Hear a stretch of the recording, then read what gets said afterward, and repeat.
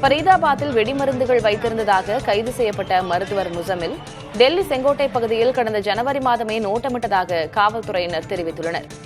Mobile phone நடமாட்டத்தை ஆய்வு செய்து அவர்கள் இதனை தெரிவித்திருக்கிறார்கள். குண்டுவெடித்த காரை ஓட்டி வந்த உமர் நபியும் செங்கோட்டை பகுதிக்கு பலமுறை வந்து சென்றதாக காவல்துறையினர் தெரிவித்துள்ளனர். இவர்கள் குடியரசு தினத்தன்று தாக்குதல் நடத்த திட்டமிட்டிருக்கலாம் என்றும், ஆனால் தீவிர கண்காணிப்பு காரணமாக அது கைகூடாமல் போயிருக்கலாம் என்றும் காவல்துறை கூறியுள்ளது.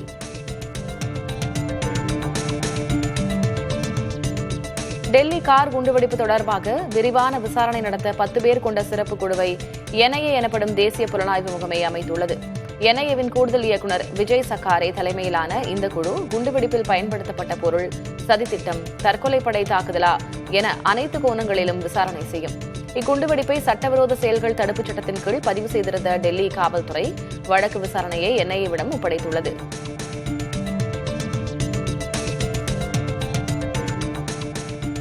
டெல்லி கார் வெடிப்பு சம்பவத்தை குண்டுவெடிப்பு என்று டெல்லி காவல்துறையினர் முதல் தகவல் அறிக்கையில் பதிவு செய்துள்ளனர்.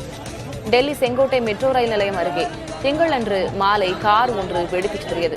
13 பேரின் உயிரை பலி கொண்ட இந்த சம்பவம் தொடர்பான வழக்கை தற்போது தேசிய புலனாய்வு முகமை விசாரித்து வருகிறது. இதுவரை 9 பேர் கைது செய்யப்பட்டுள்ளனர். நாட்டின் தலைநகரில் நிகழ்ந்த இந்த அதிர்ச்சிகர சம்பவத்தை முதலில் விசாரித்த டெல்லி கோட்பால் காவல்துறையினர் தொடக்கத்திலிருந்தே கார் வெடிப்பு என்றே கூறி வந்தனர். குண்டுவெடிப்பு என்று கூறவில்லை. இது தொடர்பாக சமூக வலைதளங்களில் பெரும் விவாதங்கள் வெடித்தன. இந்நிலையில் 1.5 நாட்களுக்கு பிறகு குண்டுவெடிப்பு என்று காவல்துறையினர் தங்களது முதல் தகவல் அறிக்கையில் பதிவு செய்துள்ளனர். டெல்லி கார் குண்டுவெடிப்பு சம்பவத்தின் முதல் காட்சி வெளியாகியுள்ளது.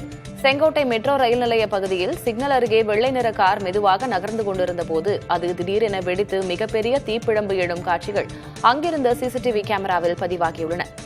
இந்த காட்சிகள் குண்டுவெடிப்பு குறித்த விசாரணையில் முக்கிய முன்னேற்றமாக கருதப்படுகிறது. ஏற்கனவே அந்த வெள்ளை நிற காரின் சிசிடிவி காட்சிகள் பல வெளியாகியிருந்தன.